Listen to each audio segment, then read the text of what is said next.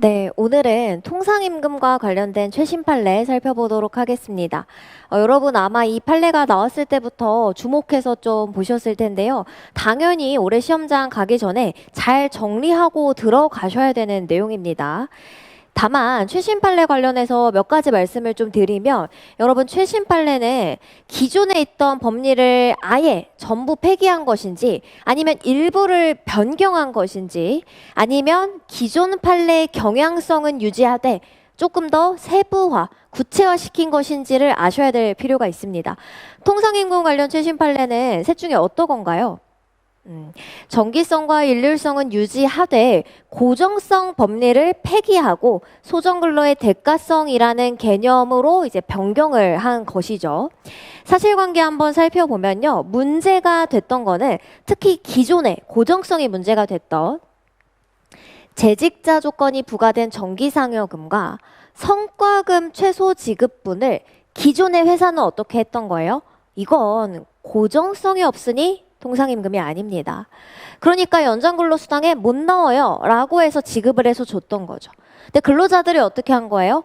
이 재직자 조건이 붙은 정기상여금과 성과금 최소 지급분도 통상임금이니 연장수당에 넣어서 산정을 해라. 그리고 기존에 지급한 것과의 차액을 우리한테 지급해야 된다 라고 청구를 한 겁니다. 그래서 첫 번째 그림 한번 보시면은 성과급은 전년도 평가에 따라서 지급을 하는데요. 이것처럼 최저 등급을 받더라도 어때요? 받을 수 있는 금액이 있던 겁니다. 성과금 최소 지급분. 여러분 하나만 여쭤보면 모든 회사에 성과금 최소 지급분이 있나요? 없을 수도 있습니다. 근데 이 회사는 있었던 것이죠. 그리고 재직자 조건이라는 게 구체적으로 어떻게 표현이 되는지를 아셔야 됩니다. 재직자 조건 어떻게 표현이 되죠? 지급일 현재 재직 중인 직원에 한해서만 지급을 하고 그 전에 퇴직하면 주지 않는다라는 겁니다. 그러니까 이 근로자가 쭉 재직을 했어도 정기상여금을 재직하는 시점에 재직하지 않는다면, 그 전에 퇴직했다면 못 받게 된다라는 뜻이죠. 그래서 이런 재직자 조건이 부과된 정기상여금 어떻게 줬는지 보시면요. 짝수달에 줬고요.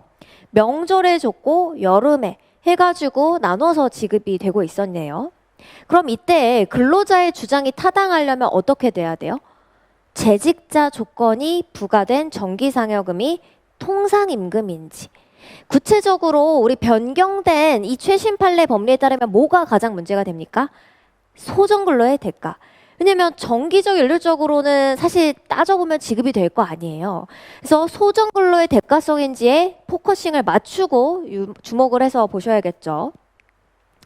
같이 한번 보시면은 근로자가 이 통상임금에 해당하는 금원을 받은 건지 아닌지를 판단할 때에는 소정근로의 가치를 반영하는 도구 개념이라는 점에 비추어 봐서 판단을 해야 된다.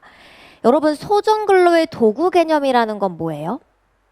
조금 더 구체적으로 들어가면 근로자가 원래 약속한 근로, 그러니까 일반 회사원, 직장인으로 따지면은 9 to 6로 월화수목금 이 정해진 근로만 하면은 받는 급여, 그게 이 근로자의 소정근로의 대가죠. 그랬을 때 재직자 조건이 붙은 건 어때요? 그 전에 퇴사하면은 못 받고요. 그 이후에 퇴사하면 내가 받을 수 있는 거죠. 짝수달마다 지급한다라고 했을 때 회사가 정기상여금을 짝수달 5일에 줘요. 그러면 2월 5일 전에 퇴직하면 못 받고요. 그 이후에 퇴직하면 받고 퇴사하는 이런 형태로 지급이 됐던 거죠. 그러면 재직이라는 거를 부과하는 게 소정근로의 대가성과 관련이 있는 거냐라는 거를 어떻게 판단했는지 보실게요. 재직한다라는 거는 소정근로를 제공하기 위한 당연한 전제이고, 만약에 근로자가 퇴직해서 재직자 조건을 채우지 못한다라는 것은 실제 근로의 제공을 방해하는 사유이지 어떻다? 소정근로와 대가와는 아무런 관련이 없다라는 겁니다. 예를 들어서 여러분 이렇게 해볼게요. 9시부터 6시까지 점심시간 1시간 있고 하루 8시간 주 5일, 그리고 기본급으로만 300을 받는 근로자가 있다라고 하겠습니다. 그러면 이 근로자의 소정근로의 대가는 얼마예요, 여러분? 300만 원. 그쵸? 그러면 이 300만 원이 온전히 반영이 돼야 되는 거고요. 만약에 실제로 근로자가 뭐 1월인데 1월 한 15일까지만 근무하고 퇴사하면 1월 달 급여 얼마 가겠어요? 300만 원의 반 정도니까 150만 원을 지급받겠죠. 이 150만 원, 근로자가 중간에 퇴사해서 150만 원 받았다고 해서 소정근로의 대가가 반토막 나는 겁니까? 그건 아니죠. 소정근로의 대가는 300으로 고정이 되어 있는 건데 이런 실근로에 따라서 실제 지급되는 것만 그냥 달라질 뿐인 겁니다. 마찬가지예요. 재직하는 게 소정근로를 제공하려면 당연한 거고 이렇게 중간에 퇴사하거나 근무일수를 못 채우는 거는 뭐예요? 실근로와 관련돼서 실제 받는 게 달라지는 거지 소정근로의 대가가 여전히 300인 건 동일하다라는 겁니다. 그래서 어떤 임금을 받기 위해서 특정 시점에 재직 중이어야 한다라는 조건이 부과된 것만으로 근로자의 소정근로의 대가성이 달라진다? 달라지지 않는다라는 겁니다. 하나만 더 좀 말씀을 드려보면요. 우리가 시급제로 생각을 하면 조금 더 와닿거든요. 여러분 보통 그 아르바이트 단시간 근로자죠.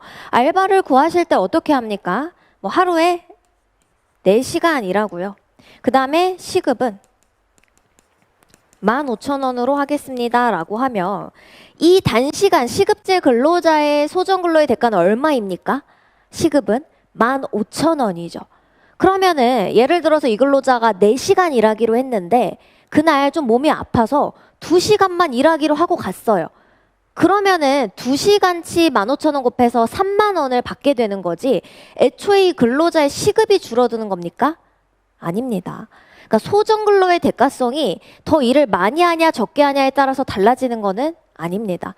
그러니까 중간에 퇴사해서 못 받는다, 재직자 조건이 부과됐다라고 해서 소정근로의 대가성이 달라지는 건 아니다. 그건 뭐랑 연관된 조건이다? 실근로와 관련된 징표다라는 겁니다. 그래서 이 부분이 우리 기존 판례와 최신 판례에서 변경된 부분이었죠. 그 다음에 성과급 최소지급분 한번 보시면은 원래 성과급은 어떻게 해야 줘요? 특정 실적을 달성해야지 주지. 꼭 소정근로를 제공해서 주는 건 아니기 때문에 원래대로라면 진짜 성과급은 일반적으로는 소정근로의 대가다. 그러니까 소정근로만 하면 받을 수 있다. 이렇게 보기는 어렵습니다. 근데 근무 실적과 무관하게 C등급, 내가 어떤 실적을 달성하지 못해도 무조건 이만큼은 지급이 보장된다라는 최소한도의 지급분은 어떻습니까? 내가 실적을 달성하든 못하든 소정근로만 하면 받을 수 있는 거죠. 그러니까 최소지급분은 소정근로의 대가에 해당한다. 이렇게 결론이 났던 사례입니다. 여러분, 이 최신 판례와 관련해서는 우리 2탄으로 한 번 더 살펴보도록 하겠습니다.